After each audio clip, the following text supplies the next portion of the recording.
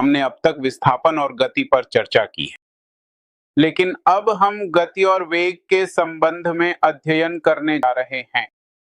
सामान्यतः गति को v अक्षर से दर्शाया जाता है। यह पथ की लंबाई में परिवर्तन की दर है, या आप कह सकते हैं कि यह कुल दूरी और कुल समय के बराबर है। कुल दूरी, आप यहाँ कुल समय लिख सकते हैं। इसे औसत गति के रूप में जाना जाएगा, और जब आप औसत गति कहते हैं तो यहाँ हम कुछ समय अंतराल, समय के कुछ आकार पर विचार करते हैं।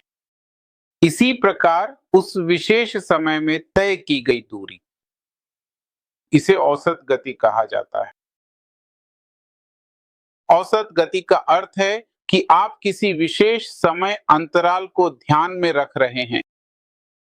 अब कुछ गतियों में यदि हर लगातार सेकंड में तय की गई दूरी बराबर है, यानी हर सेकंड में वस्तु समान दूरी तय करती है, तो हम कहेंगे कि गति समान है। समान गति का अर्थ है कि समान समय में समान दूरी तय की जाती है, समान समय। यदि ऐसा नहीं हो रहा है, यानी वस्तु समान समय अंतराल में असमान दूरी तय करती है।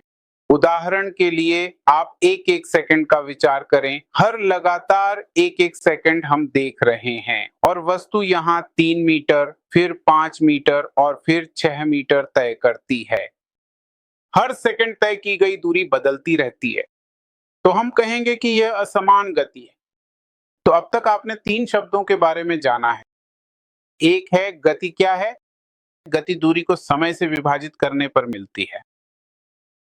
अगर इकाई मीटर प्रति सेकंड होगी तो हमने जाना कि समान गति क्या है, असमान गति क्या है, और अब अगला शब्द है तात्क्षणिक गति। वेग के बारे में हम अगली चर्चा में जानेंगे। अब हम जानने जा रहे हैं कि तात्क्षणिक गति क्या होती है।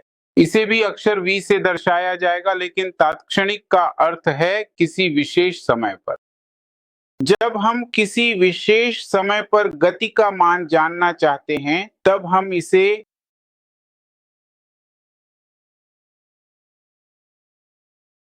तात्क्षणिक गति। अब जो समयांतराल हम यहाँ चुन रहे हैं वह बहुत ही छोटे मान तक घट गया है, तो यह सूत्र यह एक निश्चित समयांतराल के लिए था, लेकिन चूंकि हमने यह शर्त रखी है कि यह बहुत ही छोटे समयांतराल के लिए होगा, तो हम सीमा लिमिट लेंगे। यह सीमा लिमिट होगी डेल्टा टी शून्य की ओर अग्रसर।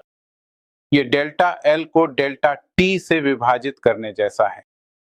यह डीएल को डीटी से विभाजित करने जैसा हो जाता है, आप ऐसा कह सकते हैं। तो यह तात्क्षणिक गति है जो आपको किसी विशेष क्षण पर मान देती है। अब हम एक उदाहरण पर विचार करेंगे जिसमें हम देखेंगे कि हर एक सेकंड में वस्तु अपनी गति बदलती है। उदाहरण के लिए वह समय t1 में दूरी d1 तय करती है, समय t2 में दूरी d2 तय करती है, और इसी तरह आगे। यहाँ गतियां v1 v2 है। आप दिए गए जानकारी के आधार पर औसत गति निकालना चाहते हैं, आप क्या करेंगे? क्या आप कुल दूरी निकालना चाहते हैं? मैं केवल 2 को कुल समय t1 और t2 के योग से विभाजित करूंगा। यह औसत गति बन जाती है, औसत गति।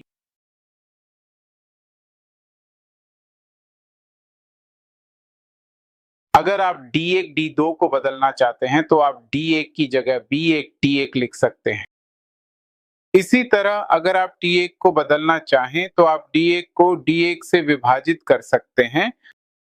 तो जैसा कि यहाँ दिया गया है वही सूत्र 3 रूपों में लिखा जा सकता है। देखिए, इसे 3 तरीकों से लिखा गया है। सभी मूल रूप से एक ही हैं, सभी औसत गति को दर्शा रहे हैं।